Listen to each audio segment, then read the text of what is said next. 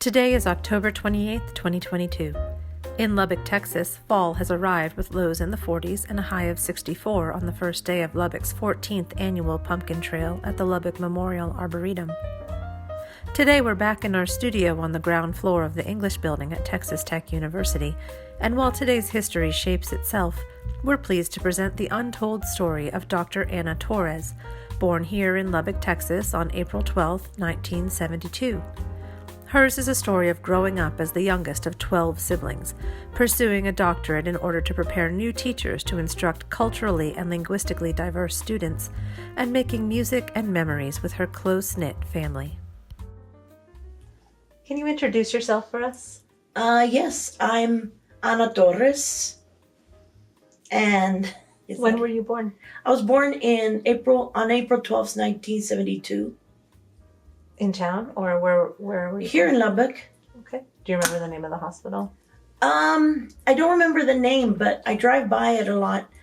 It's a retirement home now, or nursing home, and it's on University, and that's a hospital. It used to be a hospital, but that's where I was born. What is your earliest memory? My earliest memory was probably what I can remember clearly is my mom doing laundry and singing Sentimental Journey. She loved that song. And I was just, my first 6 years, my brothers and sisters were all either working or in school. So it was just me and my mom. And I love those 6 years. Who taught you to ride a bike? My siblings they taught me. And I remember them all 11 of them, kind of in a line, and they were arguing how to teach me, like the best way. And so I just took off on the bike, and I was like, you know what? Forget y'all. Who took care of you when you were sick? Oh, so many people. Mostly my mom when she was still alive. And now my siblings, mostly my sisters. But everybody takes care of everybody. And who was your best friend growing up? I didn't really have many friends at school. So my best friends were actually my siblings and my parents. How many siblings do you have? 11. What was that like growing up with 11 siblings? Chaotic, but in a good way. Just loud, and we always played sports together, and a bunch of us are musicians, and so we'd play music together. Can you tell us all their names? Yeah. First one was George, or Jorge. I still have it, like I go through the list in order in my head. Then the second one was his name, Gloria. We call her Pumpkin. And she and George are actually exactly a year apart. And then my brother Jimmy, my brother Gil or Gilbert, my brother Rene or Neo. Oh, my sister Marta, my brother Ricky, Juan, Julian, Sylvia, Mari, and me. And I hope I didn't miss anyone. You're the youngest? I am. And how did the nicknames come about? Why do you call your sister Gloria Pumpkin? Well, our nieces and nephews, when they were little, when she would play with them, she'd call them my little pumpkins. And so one of them decided for some reason that was her name. And this was about 30 years ago, and it stuck. We all still call her Pumpkin. Do you have a nickname? I had a few when I was a kid. They used to call me Ani, or this one's really mean, but Ana Berta la Marrana Tuerta. And if you know Spanish, it means Ana Berta the Tuerta. One-eyed pig. Just because it rhymed, I tell myself that, and not because I look like a one-eyed pig. So those are the ones that, and my aunt called me Anicolotes, which I have no idea what that means. So that's all I can remember as far as nicknames. Where did you go to school? And what was your favorite class? I went to Roosevelt, and my favorite classes were always English. When I got into junior high and high school, it was English and Spanish. So What do you like about those classes? in English, I'm kind of a grammar nerd. So I always enjoyed that. I was one of the few people that enjoyed diagramming sentences. And then in Spanish, I grew up speaking Spanish, but learning all the grammar and why I said, why you say this instead of that, why it's correct. And so, yeah. What was the last grade in school that you attended? In school, 12th. Do you want to know like now? Or now I have a doctorate in curriculum and instruction. And what made you decide to go in that direction? I don't know. No, I got interested. I used to teach Spanish, and I got interested in teaching English learners because my siblings, most of them were English language learners in school. So through that program, getting interested in that, my professors kind of pushed me in the direction of a doctorate, and it was kind of cool because I got to be a student all over again full time. So. Do your other siblings have doctorates and advanced degrees? Pumpkin does, and my sister Marta has a master's. Those two were high school counselors. What life lesson did the South Plains teach you growing up? That not everyone's going to like you, and some people have no basis to dislike you except the color of your skin and the language that you speak. That was a harsh lesson. Where did you encounter those lessons? Starting in school, and then even outside of school when I was older, it was more microaggression type when I got older, not as blatant as it was in school. How did you deal with those microaggressions? I laugh because they really are funny. The stereotypes people have of me, and things like, will you teach me to dance salsa? Why would I know this? Why would you assume? Or teach me to make tortillas? Go buy them at the store like I do. Can you describe some of your family's traditions growing up? Yes. Christmas and Thanksgiving, it was always together. Excuse me.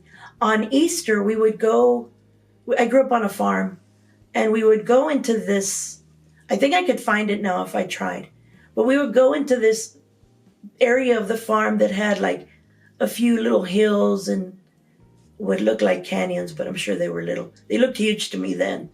But that's where would go every Easter with my aunt, her kids too. They grew up like brothers and sisters as well.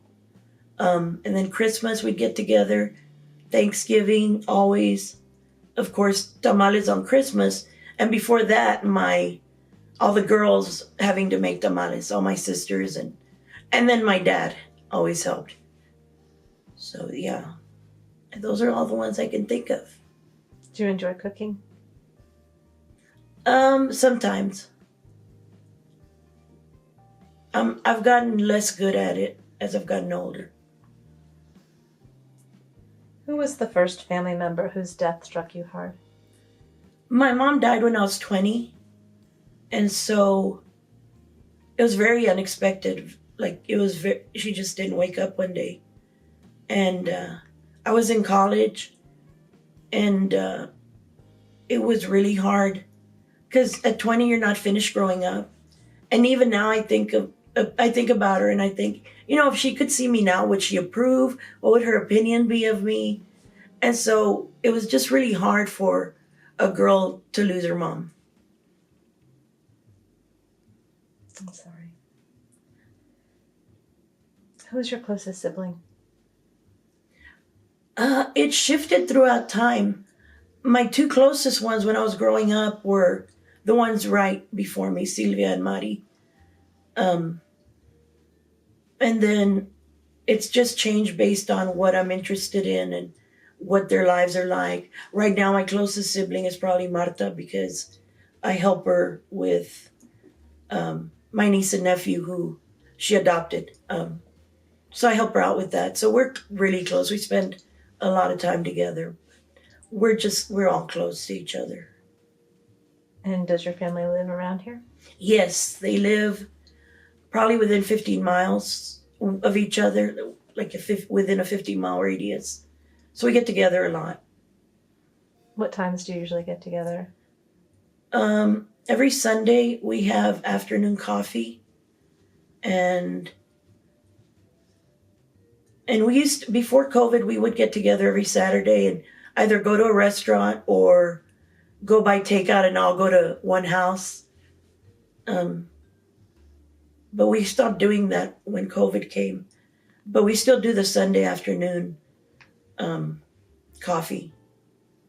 They call it coffee. I don't drink coffee, but we always have desserts and snacks, and we talk, and mostly we laugh at each other. So you're still close to your siblings Yes, very. and your nieces and nephews? Most of them, I'm very close to them. I have grandnieces and nephews. A few of them I'm very close to as well. Some of them I just don't see as often. If you had to ask a family member to do something very important for you, who would you ask? It would depend on what that thing was. For instance, in April, I was in the hospital for a week, and the go-to person is always my sister Mari. And she and Marta really took care of me the most. They would stay at the hospital with me. I never spent a moment alone, so my sisters would always be first. And if I have trouble with anything like car related or something at the house, of course my brothers will all show up and fix it. They fix everything. What was the last thing that broke that they fixed? Well, when I was in the hospital in April, it was kind of a result of a fall. So while I was in the hospital, they made all these adjustments. They put in like a shower chair and, cleaned up my house and, fixed other things there to make it easier for me to move around and not fall. So that was the last thing I remember them doing. Did you or any of your family members serve in the armed forces? My dad was a veteran. He served during World War II. He was a medic in the Army. Do you remember him talking about it? Some parts of it. He wouldn't talk about the really bad part, the really traumatic parts, because until he was very, very old, like maybe the last year he was alive. And he would only tell my sister about those parts, but he would always tell stories about everything else. And, when he was drafted, where he served, and one time that he, his group was missing in action, and just really cool stories, some of the people he met. When you introduce yourself to someone new, what story might you tell about yourself so that they understand who you are? It's hard to say. I talk more about my family and how when they came from South Texas in 1959, they came to work on a farm, and they were extremely poor. In fact, they lived in some old barracks that, I don't know where they came from, but on the farm that I grew up on. And so they lived in these old barracks that they shared with other families. And slowly, my mom was great with money. And slowly she saved and saved and saved until I was about 12. And they were able to buy their own acre in the middle of that farm. And somebody built the frame of the house and the foundation.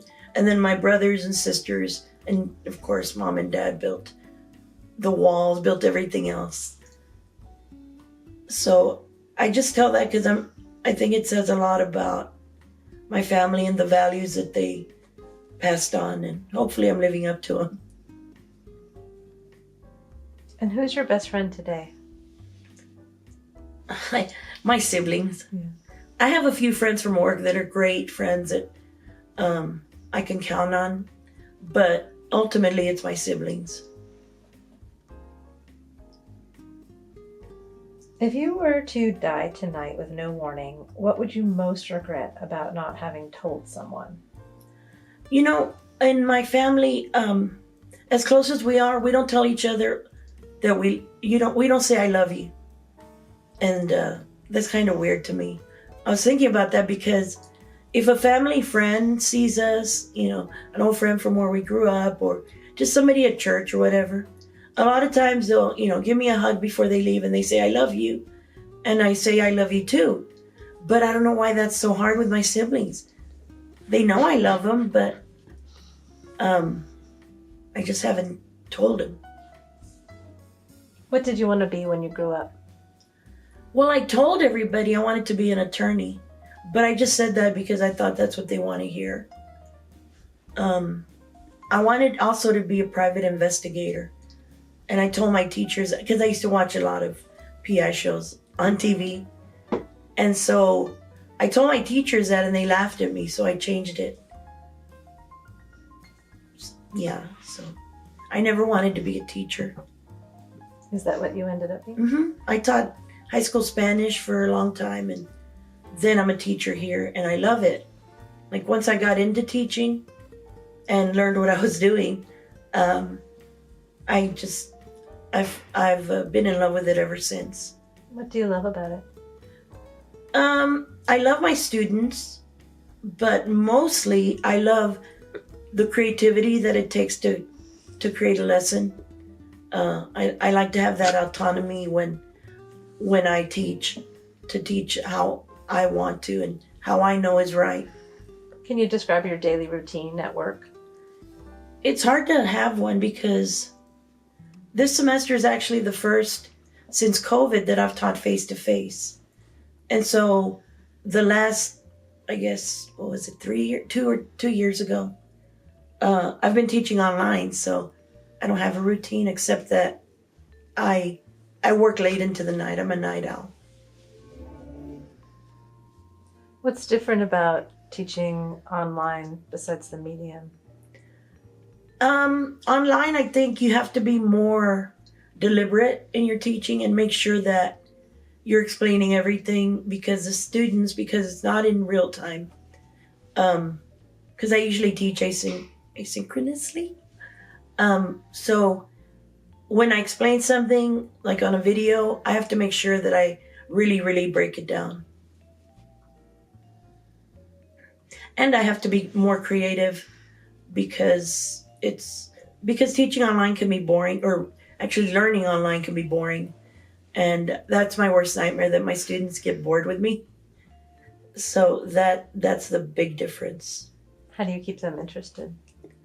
Well, some of them think I'm funny, but mostly it's through those activities that require a lot of engagement, even though they're not with me.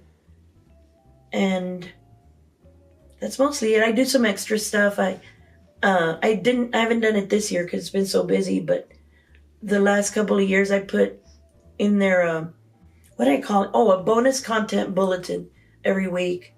And so it was a lot of fun stuff, a lot of, me doing read alouds on video, like a whole grammar lesson to help them with their writing, and just really, I thought it was cool stuff. And some of them really appreciated it, or they said they did. Who has been your best boss? Before I came to Tech to teach, I had this job where I was over at the Reese Center with a couple of TV monitors, and my students were in towns like Jayton and Guthrie and Paducah at their own schools with cameras.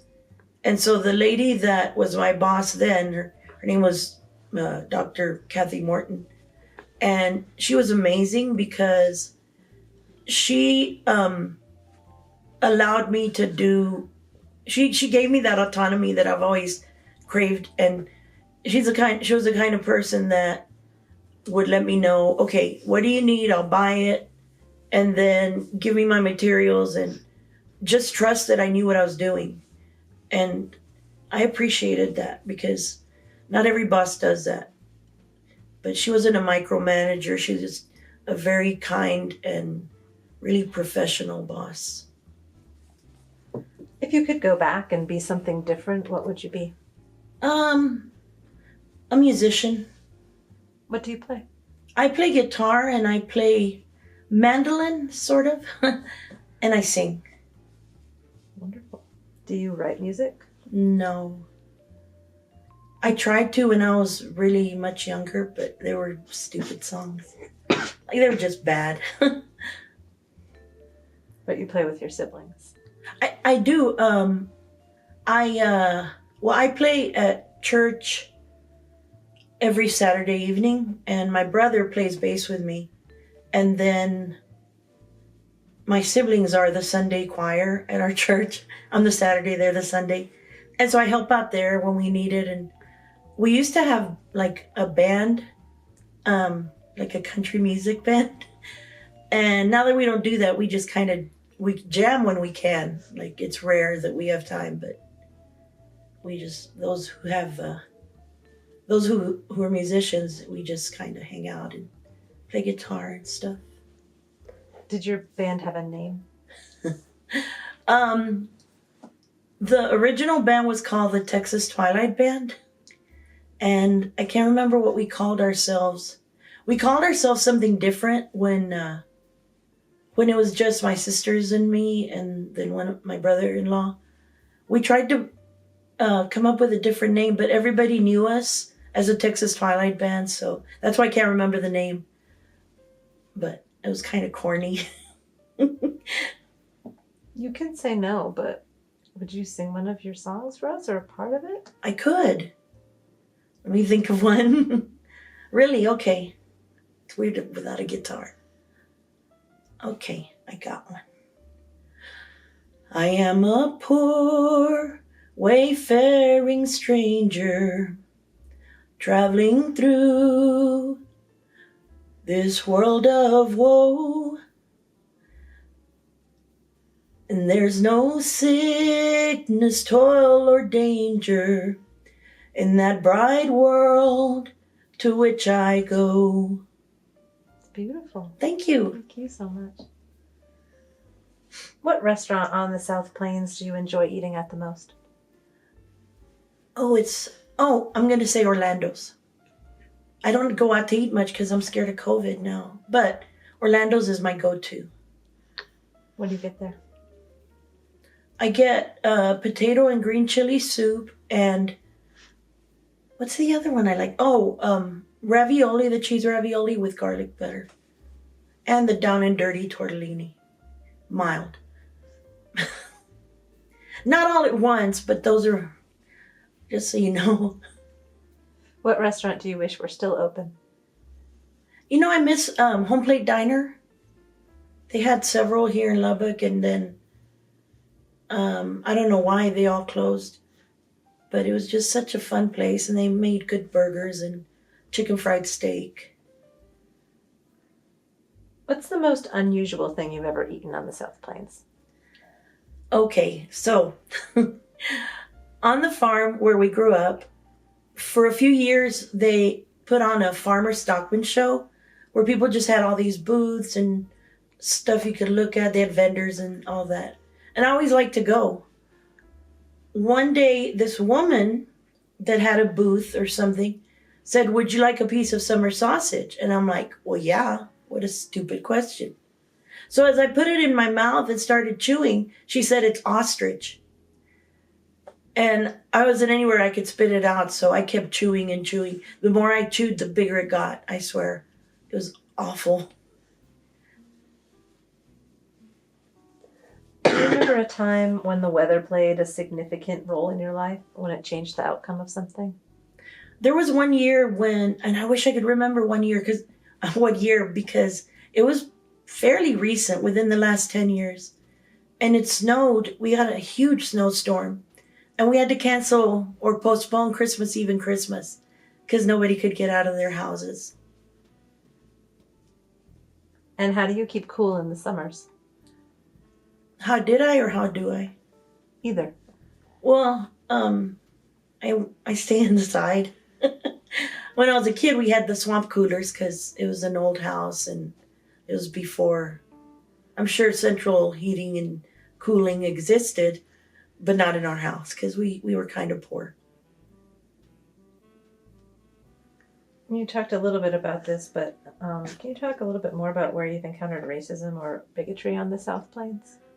Yes, there's one episode I remember clearly from school, and we were on some sort of field trip, and it was a coach driving the bus, and there were only two Mexican Americans on it, me and my friend Michelle, and so we stopped at 7-Eleven for snacks, and so as Michelle and I got out of the bus, he said, "Now you Mexicans don't go in there and steal anything."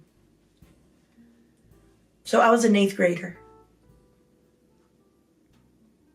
Did you ever tell anybody about that? Very recently, like within the last year, I told my siblings, because I never talked about what happened in school. But I told them pretty recently, and that was, of course, a long time ago. And they said, "Why didn't you tell anybody then? Or why didn't you say anything?" And because I was 13. You don't stand up for yourself. You're told to respect your teachers. If somebody told you something like that today, what would be your advice? To go to somebody, well, first I would call them out on it. I would advise that, but not everybody's that kind of person.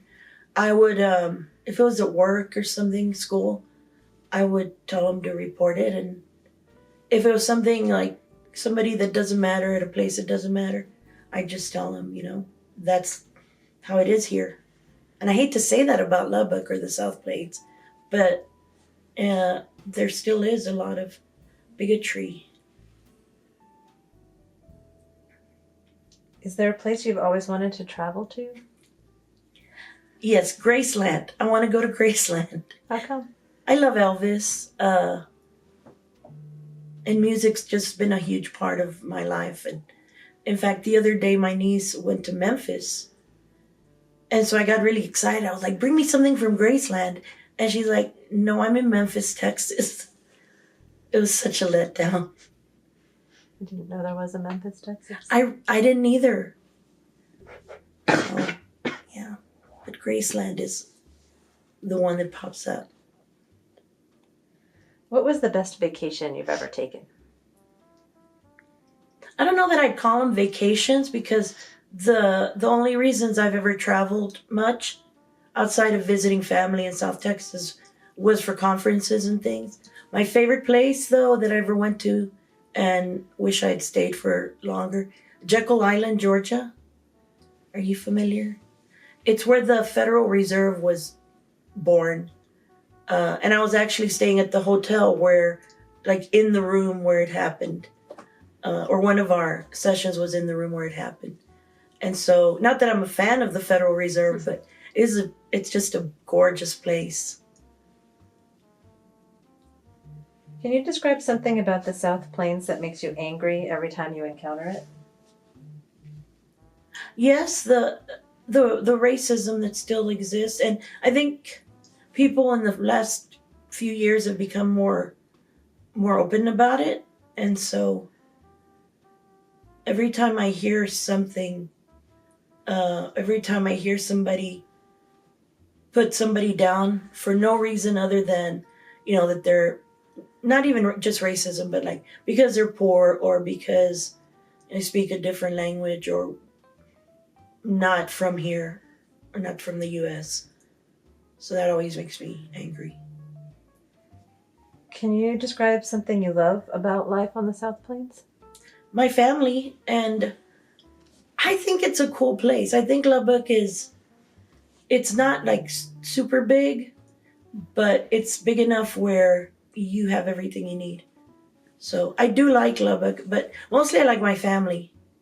And we grew up, a few of them still live on the farm where we grew up. What's the nicest thing anyone on the South Plains has ever done for you? There was a snowstorm, not that same snowstorm, This one was maybe worse because I was stuck in my garage, and I lived in a duplex, and there were the two duplexes facing each other. And I had to go and sing at a friend's funeral, and I did not want to miss it. And because it was just somebody that was very special from church that I knew him, and I was stuck in my garage, and the guy in the next duplex, it was kind of an older man, never knew his name, never even to this day. He got a shovel and he got in there and helped dig out the car, and so that stands out. Is that typical of needing help on the South Plains? I think so. I think more people will help you than not. Which of your memories of living around here makes you laugh when you think about it? Oh, that's a hard question.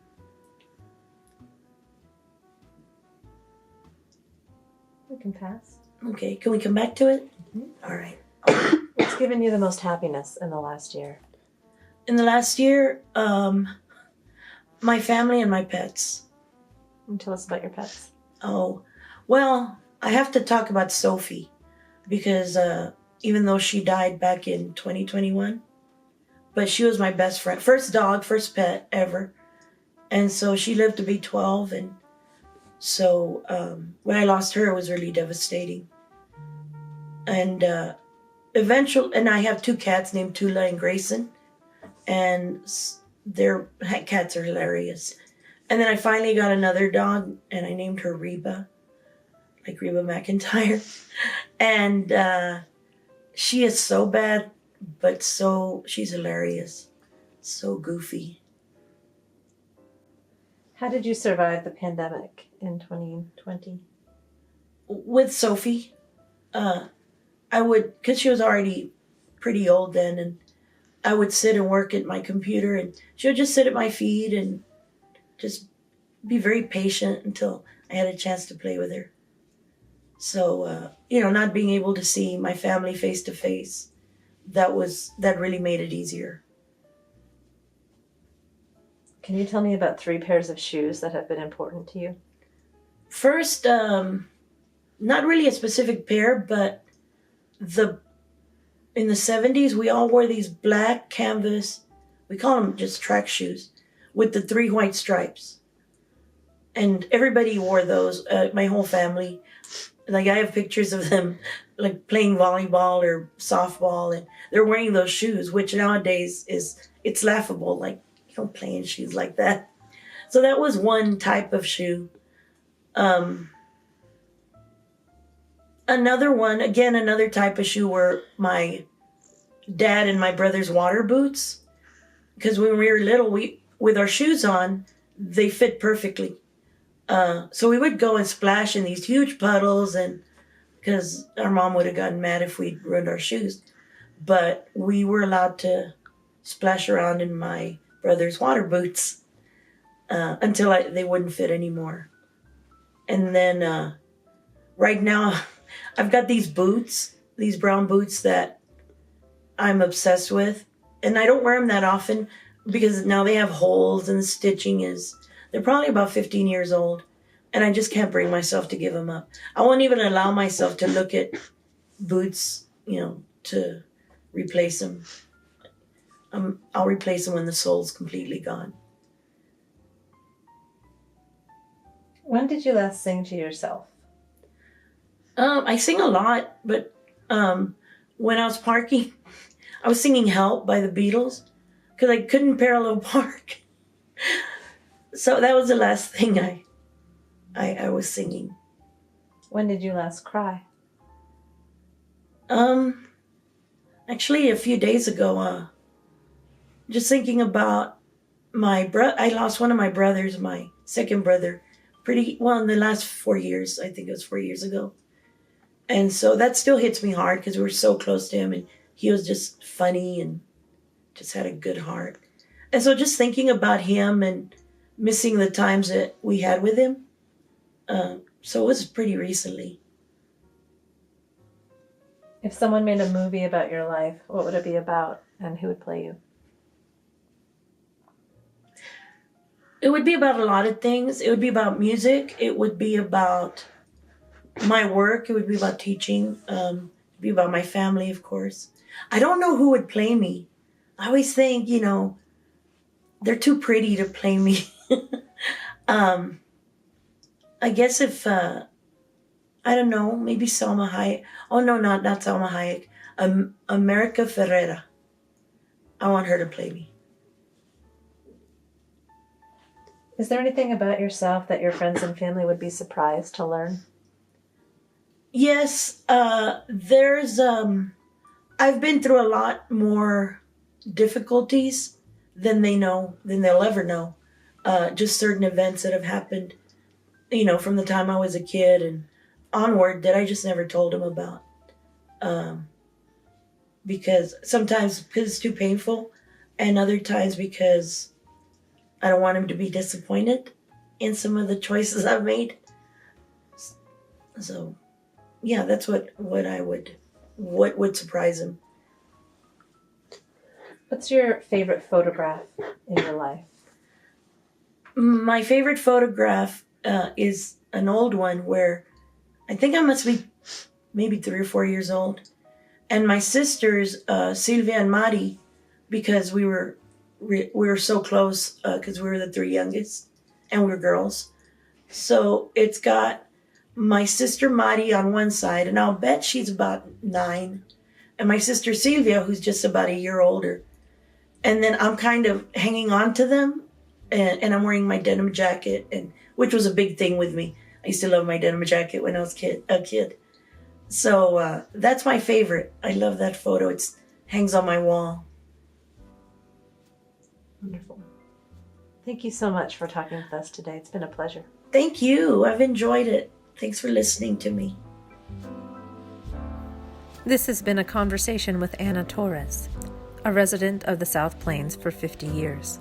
We'd like to thank her for sharing her story with us, and we'd also like to express our gratitude to the sponsors of Lubbock's Untold Stories, the Helen Jones Foundation, Inc., and the Department of English at Texas Tech University, as well as our community partners and supporters, Lubbock's Adult Activity Centers, the Louise Hopkins Underwood Center for the Arts, the Osher Lifelong Learning Institute, the Special Collections Library and Sowell Collection at Texas Tech, and Texas Tech Public Media, KTTZ. We hope you'll join us next time for another Untold Story.